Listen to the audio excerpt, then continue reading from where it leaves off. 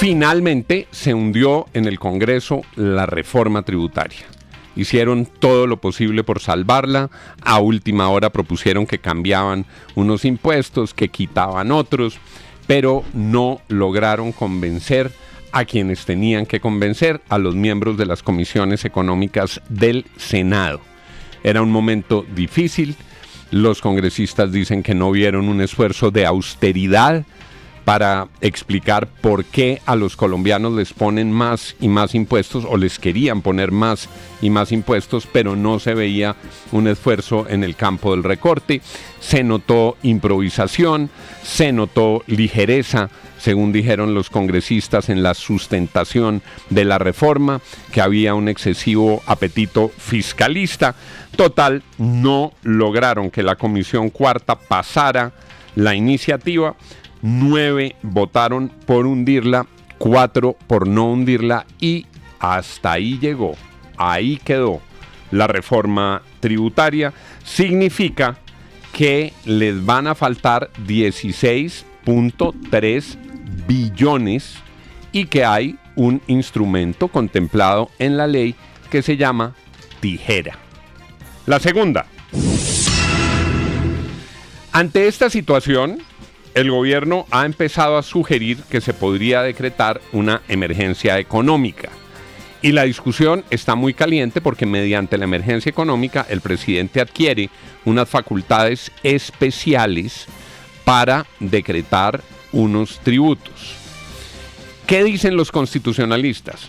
Que la caída de una norma nunca será considerada por la Corte, de acuerdo con la doctrina actual, como una causa de una emergencia, porque no es como una pandemia o como una despiadada oleada invernal, un hecho sobreviniente, porque este era un hecho previsible y porque había una serie de medidas que se hubieran podido adoptar antes y durante la tramitación de la reforma para mitigar estos efectos. Y por otra parte, porque la propia ley contempla una solución, que es el recorte presupuestal. Entonces, ni es imprevisible, ni hay vacío de solución en las normas. Dicen los constitucionalistas que no procedería la reforma si la declaratoria de emergencia. Si el gobierno se empeña, hay un proceso que es largo en la Corte Constitucional, pero que tiene una herramienta nueva que la actual Corte ha dispuesto, y es que se puede declarar la suspensión provisional si hay una manifiesta contradicción con la Constitución en la declaratoria. Entonces, ¿podría pasar que el presidente mediante decreto saque una emergencia económica? Sí, puede pasar. ¿Puede pasar que después del decreto de emergencia económica dicte unos tributos? Sí, puede pasar. Pero si eso ocurre, probablemente, si se mantiene la línea doctrinaria de la Corte al final lo tumba y en prevención declara la suspensión provisional, el tema de la emergencia económica en el centro del debate político. La tercera. Tras el fracaso de la tributaria, no se le augura mucho mejor suerte a la reforma de la salud. Se volvió a levantar la sesión de la Comisión Séptima. Los congresistas están diciendo que la culpa es de Hacienda, que la reforma a la salud no tiene aval fiscal, que no tiene cuentas claras, que no se sabe a ciencia cierta cómo se va a financiar esa reforma a la salud. Una situación difícil para la reforma a la salud, pero una situación clara también. Pues tienen que decir de dónde va a salir la plata. Y si se está planteando cambiar un sistema por otro que requiere más plata y no hay plata, pues simplemente eso no es viable. Mientras tanto, la salud de los pacientes se deteriora, los servicios médicos se deterioran, al gobierno le está quedando muy grande manejar las EPS intervenidas, la crisis de los medicamentos sigue galopando, se informa permanentemente de servicios de IPS que se van cerrando o incluso de IPS con una crisis financiera galopante en el sector. La cuarta. A las 7 a.m. hora de Colombia, la heroína de América, María Corina Machado, la heroína de América, la mujer que ha sido capaz de enfrentar a un tirano, a un régimen dictatorial, a un régimen despótico, a un régimen que desconoce los derechos humanos, va a recibir el Premio Nobel de Paz. Y muchos colombianos sentimos ese Premio Nobel como un Premio Nobel también nuestro, porque es una mujer que quiere a Colombia, que ha visitado a Colombia, que entiende a Colombia, que mejor que muchos políticos colombianos ha puesto de manifiesto los vasos comunicantes entre un grupo criminal que tiene inmenso poder en Venezuela y la criminalidad en Colombia y la violencia en Colombia.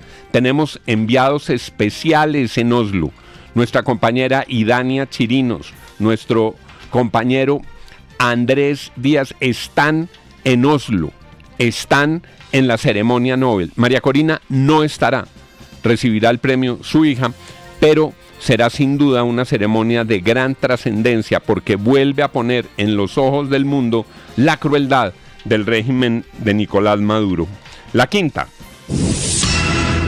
tal como se anticipaba, arrancó muy lejos entre empresarios y trabajadores la concertación del salario mínimo. Hemos vuelto a ese escenario indeseable en el que unos piden mucho y acusan a otros de ser chichipatos, lejos del tejido de fraternidad que se requiere, sembrando nuevamente divisiones en la sociedad colombiana en un procedimiento que debe ser revisado hacia el futuro. Se había logrado evitar este pulso que es tan dañino, este pulso que es tan generador de más divisiones entre los colombianos. Es la ley, pero esa ley hay que cambiarla. Así no se concerta, así se profundizan las divisiones y los odios en la sociedad colombiana. Están lejísimos, unos en el 7, otros en el 16.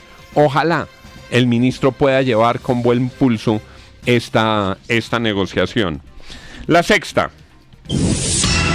hoy en exclusiva, aquí en la FM a las 7 en punto de la mañana. ¿Qué está pasando en el Centro Democrático? ¿Qué está pasando con las candidaturas del centro a la derecha? ¿Hay chance de tener una consulta que unifique a distintos candidatos para enfrentar a Iván Cepeda?